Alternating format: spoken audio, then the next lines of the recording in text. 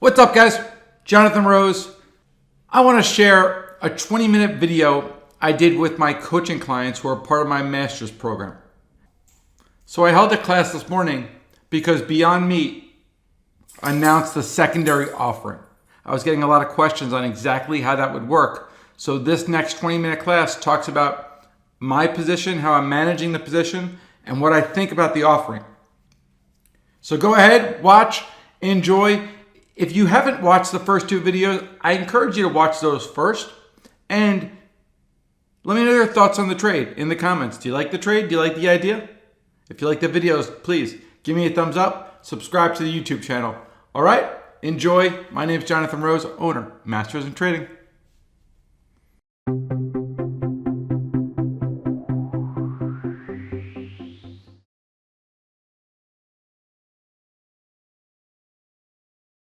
Some fireworks in Beyond Meat. What's up, Mike, Chris, Steve, Vince, David, Gary, Keith? What's up, buddy? Okay, so how are we doing? Beyond Meat comes out. What are our thoughts? This is a tricky one. Beyond Meat comes out. They come out with earnings. Their earnings are as expected. Yes, they're awesome, but they were expected to be awesome. So all the headlines about, wow, what great earnings, it was exactly what was pretty much expected, maybe a little bit better. And then Beyond Meat comes and does an offering. Now, I think we all know why they're doing an offering. What's up, Mike? But what do you guys think? Has anybody made any trades this morning in Beyond Meat? Hello, Susan. Any thoughts, guys? Who has a position on in Beyond Meat? Okay, so Chris says, got to believe many insiders will be hitting the sell. Michael finds it odd that the volatility is decreasing. Okay, well, Chris, I would think about it. If you own shares of Beyond Meat at $25 and you were under a lockup and all of a sudden they came out and said, hey, forget about the lockup. If you want to sell, go ahead. If you want to be a quitter, go ahead. Would you sell? I would sell. Of course, right? All this offering is doing is they are saying, guys, we appreciate you investing in the company. The stock has rallied from 25 to 200. You're now allowed to sell because we don't want you to miss out on this valuation. That's all they're doing. In no way are they saying that this is the correct valuation for the stock. They are just saying, we want to give a benefit to the people who had our back in the beginning. So now they're allowed to sell. That's all that's going on. Now, Michael's comment is interesting. It's a great one. I find it odd that the volatility is decreasing. So volatility is decreasing. Volatility is decreasing because earnings were just released. That's it. So volatility was considerably higher. It was like 140. Now it's considerably lower. It's down to 96. And it's just because the earnings were released. Any kind of uncertainty about an earnings release is now being absorbed by the market. You know, what's more interesting to me is why hasn't volatility gotten crushed, like annihilated? Like, why is there still a $30 strata? Why is there still a $30 strata when earnings have already been released? Bob, you have the 180 puts. Have you done anything to protect those? Here's the offer, 3.25 million shares. We always want to look at the volume relative to the shares. 3.2 is obviously a nice chunk. Okay. Bob, you said yes. Oh, yes, you have the position, not yet to managing the position. So here's what I'm doing to manage my position, and maybe that could help you guys. Here's the point that most people are going to miss. Here's the secondary offering. Dennis, what's up, my friend? Here's the secondary offering. What do you notice about that secondary offering of why there's still going to be volatility in the market? What's the market waiting for? Hey, Dennis, let's talk it through because I'm about to. Because the market's going to mess this up. The market's going to get this wrong. What's the market missing right now? So the offering is for 3.25 million shares. Okay. Additionally, in the offering, there's an option for the underwriters to get 500,000 more shares at $25, which they're naturally going to sell immediately. So that's another 50. What is that? That's 500,000 times 200. That's $100 million that they're also giving the underwriters, because there's an additional 500,000 shares that they have the option. But lockup, no, it's not the lockup, because this is pretty much getting rid of the lockup. It's right here. Look, it's the price. The pricing, July 31st. They haven't priced the damn thing, guys. They haven't priced it. They haven't. So whoever signs up to have their shares being sold, they don't know the price that they're going to get. Expected price range is just the close. But this was the close before earnings. This doesn't mean shit. What are they going to price it at? If they price it at 230, who the freak is going to buy it? They're going to price it, in my opinion, I don't know, 170? 190 in the upper end? What happens if they price it at 140? People think that they're pricing this stock already. This is the reason, and the only way that I knew this, guys, is because I came in this morning and I'm long these, and I bought these for $5. And after earnings, I was able to scratch these. And I was wondering, I'm like, how the fuck am I able to scratch these when earnings are already out and the stock didn't move enough? And then I started digging in, and the reason these were still trading 5, and instead of selling these, I sold these, and I sold these, that was yesterday. Oh, 150 puts. So I sold these for 268 this morning. And then I sold these for 330. And so what I want to do is I want to buy these back. I want the stock to rally. I want the stock to go to 250. I want to buy these back for nothing. And then I want to get in and do the exact same trade, because this comes out tomorrow after the close. And people don't realize that. Okay, so Michael, you see the manage what I did? Instead of just getting rid of these and I could have broken even, I'm selling these. I want the stock to rally. I want to buy those back. I want to add puts here because they haven't priced this offering yet. Expected pricing date is after the close. So all I've been doing since earnings have been released is searching, where are they pricing the stock? They are telling us they're selling 3.2 million shares. So far, 6 million have traded. And tomorrow, after the close, they're going to tell us the price. And that is why there is still so much. That is why these people are still a nickel bid. Why are these people a nickel bid? Do you think they're like, hey, you know what? Take my money. I don't care. No, they're nickel bid because they think that there's a 0.001% chance that the offering could be ridiculously low. I mean, I don't think they're right, but beyond, if you go to Microsoft, why is there no bid down here? Because Microsoft's not getting down there. There's no likelihood, there's no potential.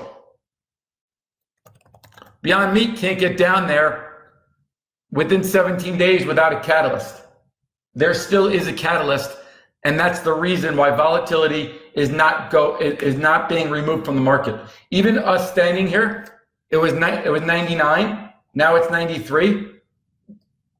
They're gonna get it wrong. They can't bring volatility too low before they price it. Cool, Dennis.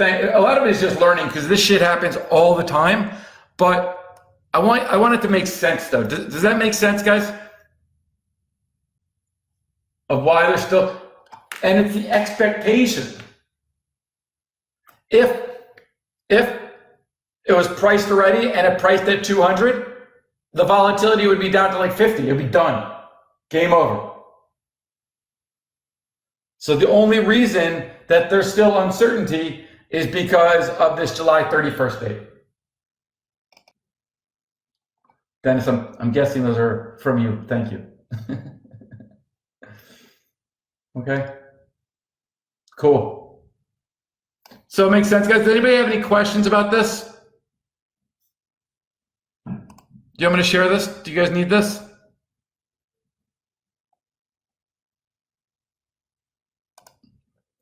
So take the time and read the prospectus. These people on Twitter are retarded. They really have no clue what's going on.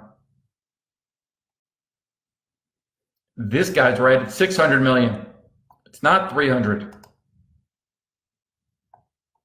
I want to find that for you guys because it's 6 million. It's not 3 million. Shut the, I mean, retarded. What does that mean?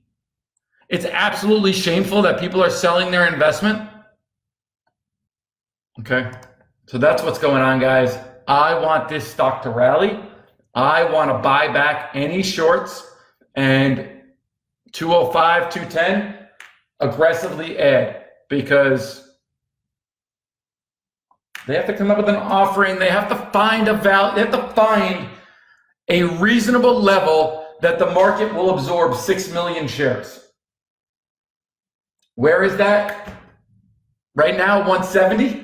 165? I don't know. Bob, I would think so. I don't know, like still in play. I'm not so worried about that. Selfishly, I'm in August. So I'm just trying to share my thinking about this position. I don't think that this trade's about the lockup right now. I think this trade is tunnel vision about the pricing of the secondary. And I think that the market overall collectively doesn't realize that. Yeah, I mean, Dennis, if you want to do a put credit spread, man, these are, I guess these would be calls though, right? A call credit spread. This confuses me because so these come into play if the offering's at 210, it gets gobbled up by the market. That could happen because I wouldn't think that could happen, but why is this guy 95-cent bid, $1.15 bid? Like, I don't understand these bids. I understand the downside. I don't really understand the upside, which makes me a little more concerned. But, I mean, overall,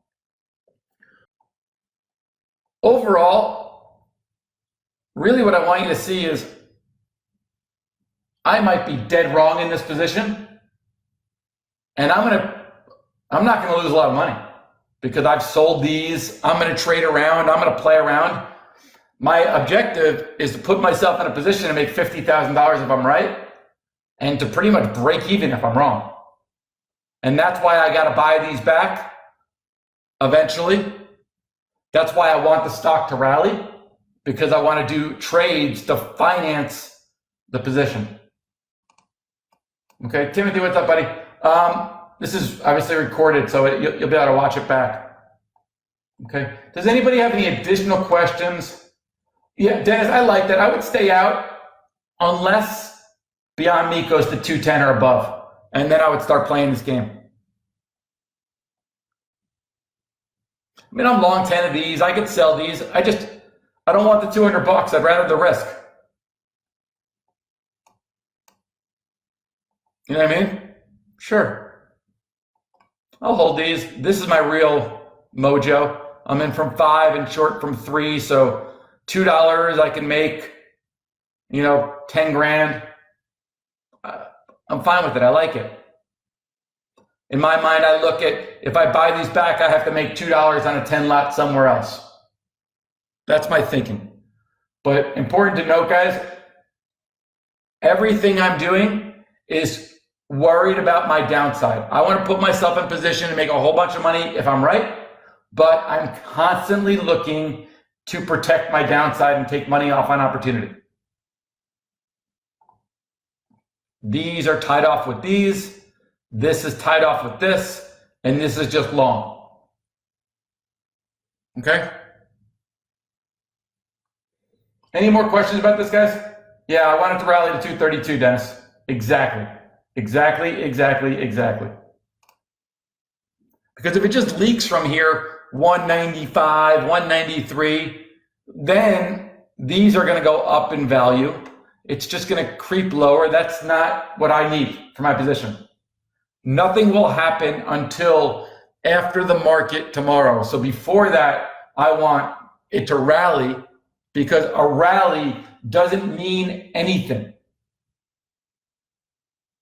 They are not going to price the stock based upon the behavior of the stock going into tomorrow. It's already priced. They just haven't shared it. So Dennis is saying the market makers have to buy. Nobody has to do anything.